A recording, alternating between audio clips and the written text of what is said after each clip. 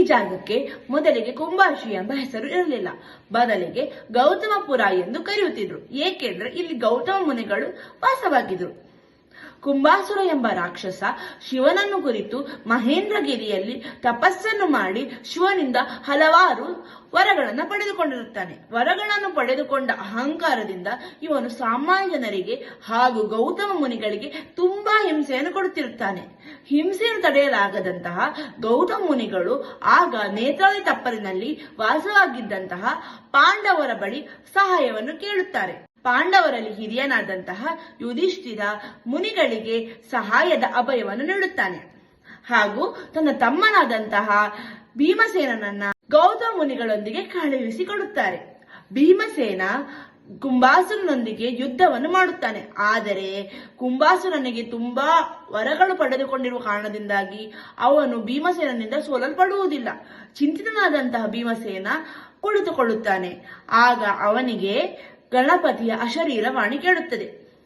ಭೀಮಸೇನ ಕುಂಬಾಸುರನನ್ನು ಯಾವುದೋ ಸಾಮಾನ್ಯವಾದಂತಹ ಆಯುಧಗಳಿಂದ ಕೊಲ್ಲಲ್ಪಡುವುದಿಲ್ಲ, ಬದಲಿಗೆ ನನ್ನ ಅಥವಾ ಗಣಪತಿಯ ಅನುಗ್ರಹದ ಖಡ್ಗದಿಂದ ಮಾತ್ರ ಕೊಲ್ಲಲು ಸಾಧ್ಯ ಎಂಬ ಅಶರೀರವಾಣಿ ಕೇಳುತ್ತದೆ.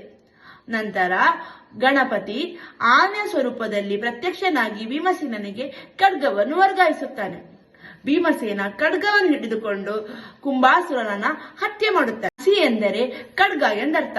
ಕುಂಬಾಸುರನನ್ನು ಖಡ್ಗದಿಂದ ಸಂಹಾರ ಮಾಡಿದರಿಂದ ಈ ಊರಿಗೆ ಕುಂಬಾಸಿ ಅಥವಾ ಕುಂಬಾಶಿ ಎಂಬ ಹೆಸರು ಬಂದಿದೆ. ಈ ದೇವಸ್ಥಾನದಲ್ಲಿರುವಂತಹ ಗಣಪತಿಯ ವಿಗ್ರಹವು ಕೂಡ ತುಂಬಾ ಒಳ್ಳೆಯ ಕಥೆಯನ್ನು ಒಳಗೊಂಡಿದೆ. ಈ ವಿಗ್ರಹವು ಉದ್ಭವ ಮೂರ್ತಿಯಾಗಿದೆ. ಹಿಂದೆ ವಿಶ್ವೇಶ್ವರ ಉಪಾಧ್ಯಾಯ ಎಂಬುವ ಗಣಪತಿಯ ಭಕ್ತನಿದ್ದ.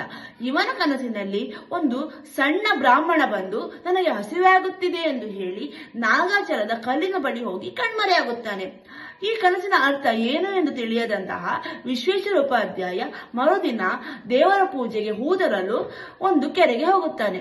ಅಲ್ಲಿ ಇವನಿಗೆ ಕನಸಿನಲ್ಲಿ ಕಂಡಂತಹ ತದ್ರೂಪವಾದಂತಹ ಮೂರ್ತಿ ಆ ಕೆರೆಯ ಬಳಿ ಕಾಣುತ್ತದೆ. ಅವನು ಅಲ್ಲೇ ಇದ್ದಂತಹ ನೀರು ಹಾಗೂ ಹೂಗಳನ್ನು ಉಪಯೋಗಿಸಿಕೊಂಡು ದೇವರನ್ನು ಸಿಂಗರಿಸಿ ಪೂಜೆ ಮಾಡುತ್ತಾನೆ. ಸ್ವಲ್ಪ ದಿನಗಳ ನಂತರ ಇವನು ಆ ಜಾಗಕ್ಕೆ ಹೋದಾಗ ಅಲ್ಲಿ ಒಂದು ಆನೆ ಅದೇ ಮೂರ್ತಿಗೆ ಹಾಲಿರುವುದನ್ನು ನೋಡುತ್ತಾನೆ. ಆಗ ಇವನಿಗೆ ಇದು ಖಂಡಿತವಾಗಿ ಒಂದು ಪವಾಡದ ಗಣೇಶನ ಮೂರ್ತಿಯೇ ಎಂದು ತಿಳಿಯುತ್ತದೆ. ನಂತರ ಅಲ್ಲಿನ ಸುತ್ತಮುತ್ತ ಜನರು ಆ ಮೂರ್ತಿಗೆ ದೇವಾಲಯವನ್ನು ಕಟ್ಟಿಕೊಡುತ್ತಾರೆ. ಈ ವಿಗ್ರಹ 12 ಅಡಿ ಉದ್ದದಲ್ಲಿದೆ ಹಾಗೂ ಚತುರ್ಭುಜರಾಗಿದ್ದಾರೆ. 2 ಅಂಗಗಳು ವರಹವನ್ನು ನೀಡುವ ಹಸ್ತವಾಗಿದೆ ಹಾಗೂ ಇನ್ನೆರಡು ಹಸ್ತಗಳು ಮುಕ್ತಿ ನೀಡುವ ಹಸ್ತವಾಗಿದೆ. ಅದೇ ಇಂದಿಗೂ ಇರುವಂತಹ ಆನೆಗುಡ್ಡೆಯ ಮಹಾಗಣಪತಿ ದೇವಸ್ಥಾನ. ಧನ್ಯವಾದಗಳು.